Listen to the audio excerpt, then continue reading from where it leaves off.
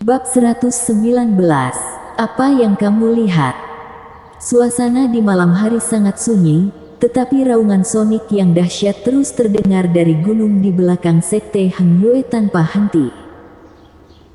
Sejak mempelajari teknik rahasia teknik kemarahan naga, Harley Ye telah benar-benar tenggelam di dalamnya. Setelah melakukan berkali-kali, ditambah dengan salinan mata keabadian yang mendekati sumber aslinya, dia benar-benar memahami inti dari teknik rahasia suara sonik ini. Saat raungan tebal terakhir seperti seekor naga gila itu jatuh, Harley Ye menghela napas dalam-dalam. Dengan teknik rahasia yang tak terduga ini, peluang menang akan lebih besar. Sudut mulut Harley Ye dipenuhi dengan senyuman. Dia diam-diam mengatakan bahwa ujian Huang Lin berikutnya pasti akan sangat luar biasa. Setelah mengatur napas sejenak, Harley Ye memanggil Pupet Jeanne tanpa penundaan. Meskipun dia adalah Pupet, namun Jeanne yang berlengan satu memiliki penampilan yang berbeda. Pakaiannya bergoyang dan wajahnya tak tertandingi. Meskipun dia tidak memiliki fluktuasi emosi, namun dia bermandikan cahaya bintang dan bulan, seperti seorang dewi yang turun ke dunia fana. Sayang sekali wanita cantik seperti ini dibuat menjadi Pupet. Jika membiarkan orang yang kamu cintai melihatmu, tidak tahu hati mereka akan terasa sangat sakit seperti apa. Jika memungkinkan, aku akan menguburmu di dalam tanah untuk kedamaian pada beberapa tahun ke depan. Almarhum sudah meninggal, dan mungkin tidur panjang akan menjadi tempat terbaik bagimu untuk kembali.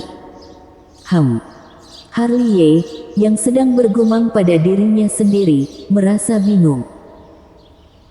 Dia menatap kosong ke Pupet cantik di depannya. Dia dengan terpana menemukan bahwa Pupet ini bisa menyerap cahaya bintang dan bulan yang terang dengan sendirinya. Setiap kali cahaya bintang dan bulan menyinari tubuhnya, maka pasti akan diserap secara misterius.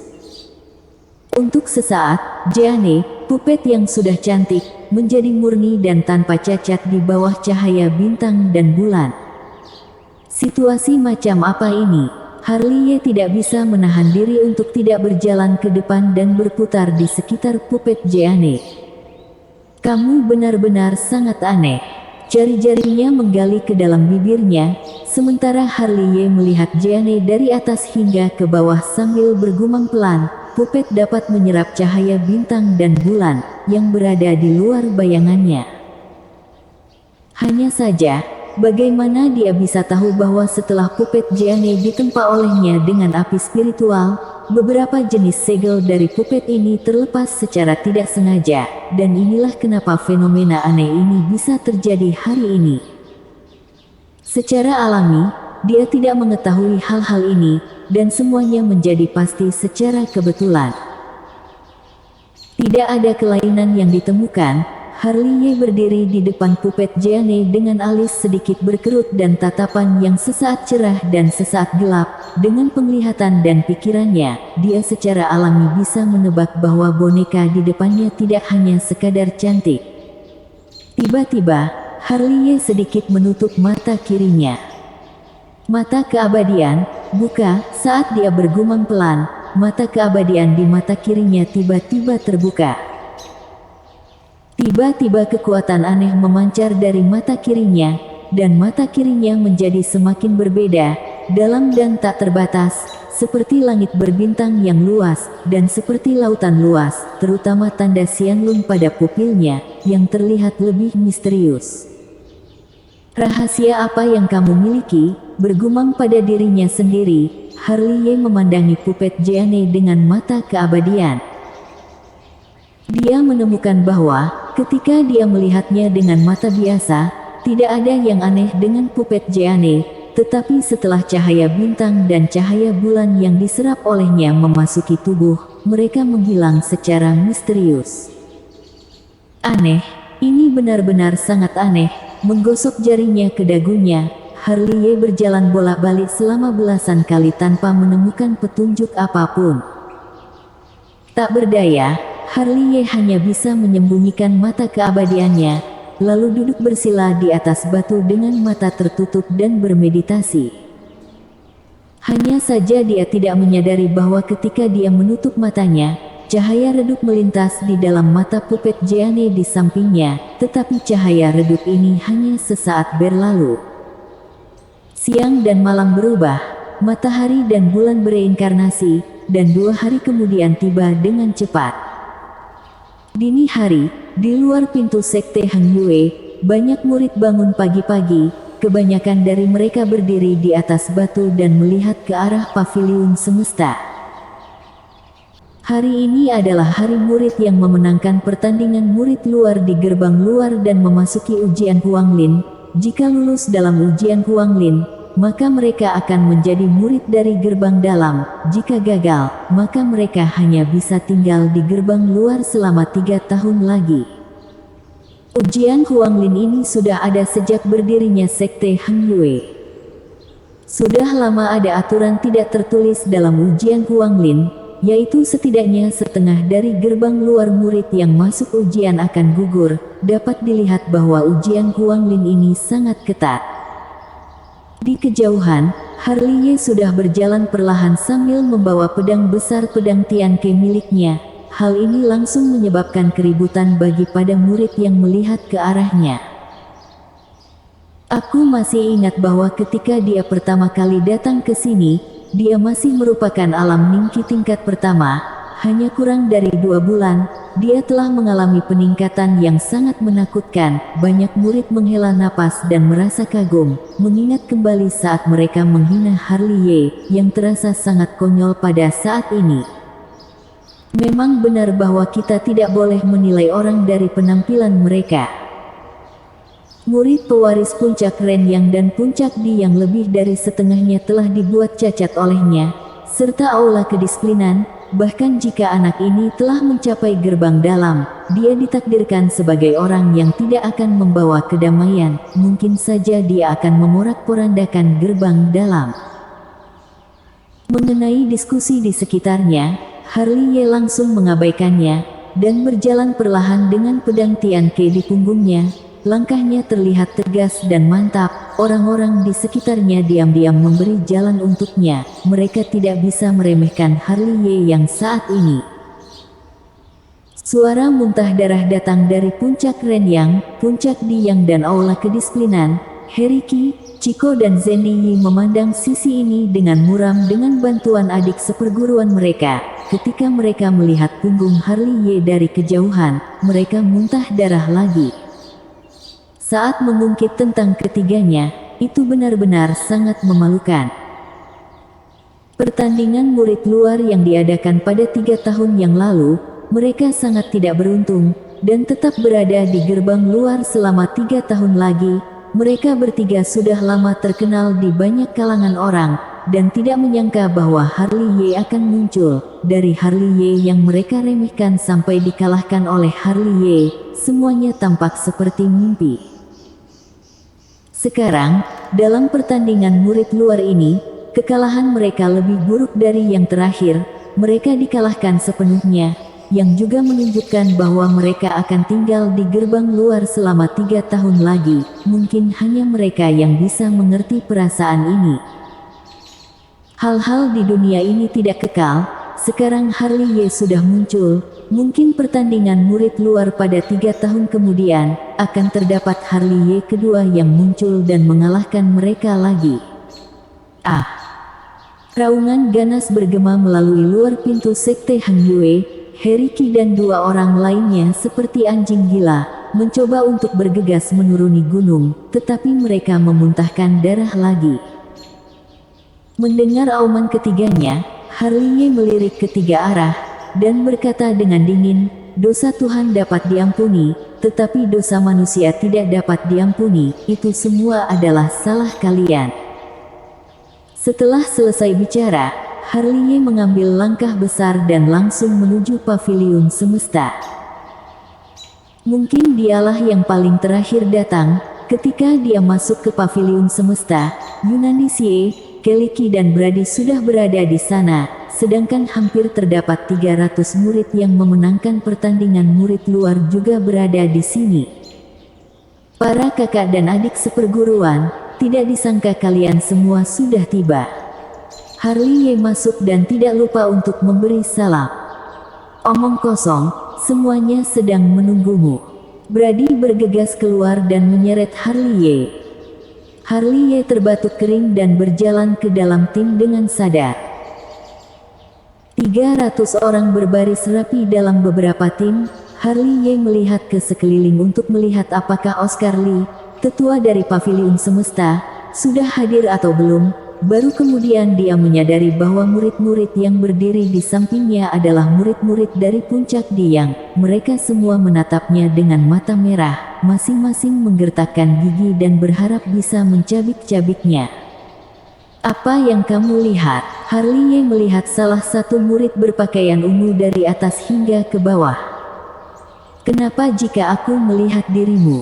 Murid berpakaian ungu itu mengangkat dagunya begitu tinggi sampai bisa menyentuh langit. Baik, aku sudah mengingatmu. Lihatlah bagaimana aku akan menghadapimu jika sudah masuk ke dalam hutan Huanglin. Dikhawatirkan kamu memiliki nyawa untuk masuk, tapi tidak memiliki nyawa untuk keluar lagi. Murid berpakaian ungu itu sama sekali tidak memperindah ucapannya. Seperti dia, murid-murid dari Puncak Renyang, Puncak Diyang dan Aula Kedisiplinan semuanya menunjukkan senyum jahat, seolah-olah mereka mendengar bahwa murid-murid yang dikirim oleh gerbang dalam adalah Fans Kong dan yang lainnya, jadi mereka berani bersikap begitu arogan. Masih belum tentu siapa yang mengalahkan siapa, ejek Harley. Tetua Lee sudah tiba, seseorang berteriak, dan menghentikan adegan ini. Baru kemudian semua orang berdiri diam, sekelompok tim yang semula kacau langsung menjadi kaku. Di panggung tinggi di depan mereka, Oscar Lee, ketua dari Paviliun Semesta, sudah turun dari udara. Bersambung.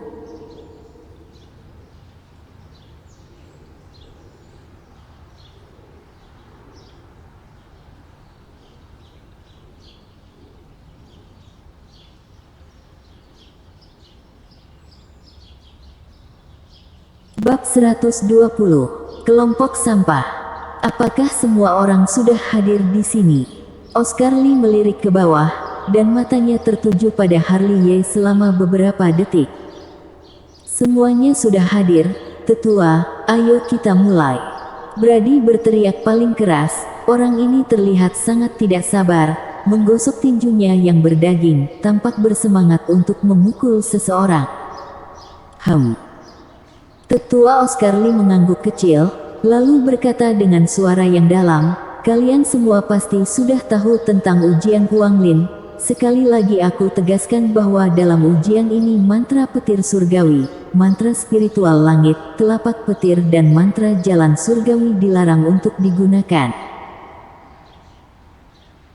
Setelah mengatakan itu, Tetua Oscar Lee juga mengeluarkan batu giok yang bersinar, dan melanjutkan, semua orang akan membawa slip batu giok seperti ini, dan slip batu giok ini akan diukir dengan jiwa kalian masing-masing. Jika kalian menghadapi masa krisis di tengah hutan Huanglin, atau ingin secara sukarela menyerah akan ujian ini, maka kalian dapat menghancurkan slip giok ini. Susunan teleportasi yang dibawa oleh slip giok akan memindahkan kalian keluar dari hutan Huanglin, tapi itu juga berarti bahwa orang yang menghancurkan slip giok akan didiskualifikasi dari memasuki gerbang dalam.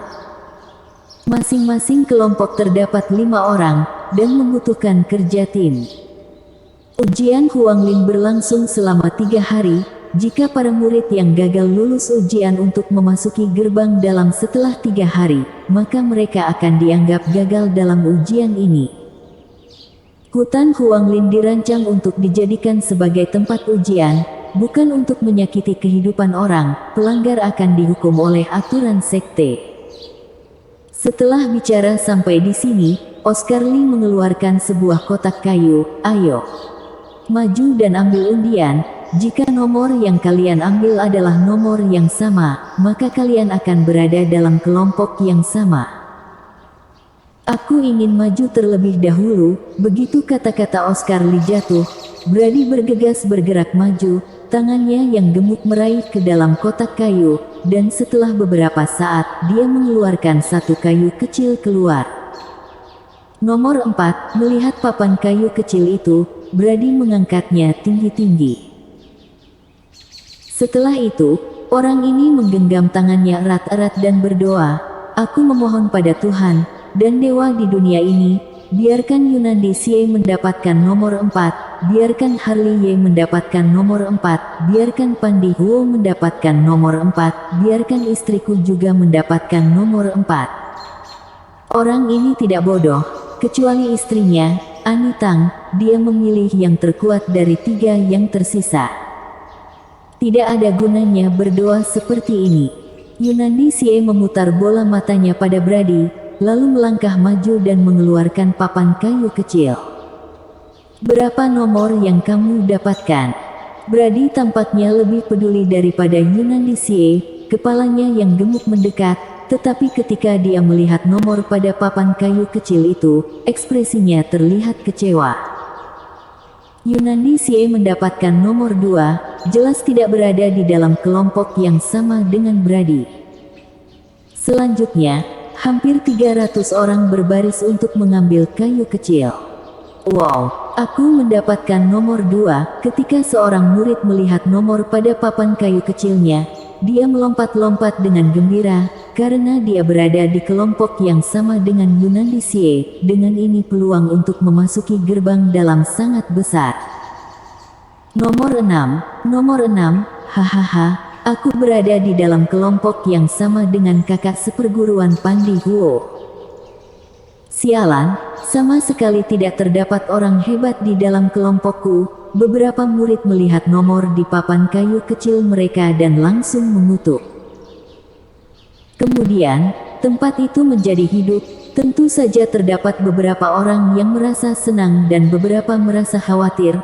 Orang-orang yang berada di dalam kelompok yang sama dengan murid yang kuat secara alami merasa senang, tetapi ketika sekelompok idiot berkumpul, maka itu adalah masalah karakter.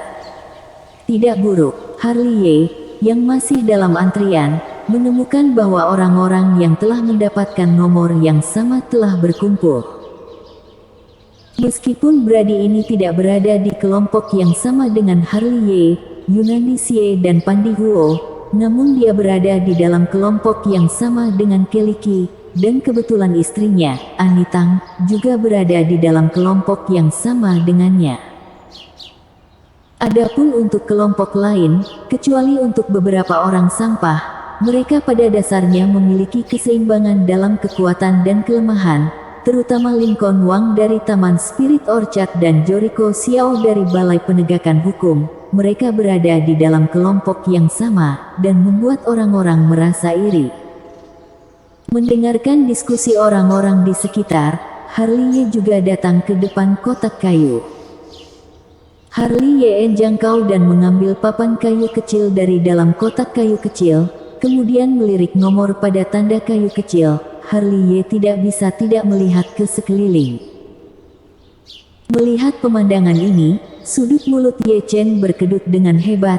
Anehnya 4 orang yang bernomor sama dengannya adalah musuhnya. 2 orang dari puncak Diyang dan masing-masing 1 orang dari puncak Ren yang serta aula kedisiplinan. Sialan, Harley Ye tidak bisa menahan diri untuk tidak menggosok alisnya. Ini semua adalah takdir. Yunandi Xie menepuk bahu Harley Ye dengan ekspresi gelisah. "Kamu bereinkarnasi menjadi anak yang sial." Setelah semua orang mendapatkan nomor mereka, terdapat lebih dari 50 kelompok yang beranggotakan 5 orang. Melirik rekan satu kelompoknya dari ke kiri hingga ke kanan, kepala Harley Ye langsung menurun. "Kerja tim. Omong kosong. Sudah sangat baik jika rekan satu timnya tidak menusuknya dari belakang.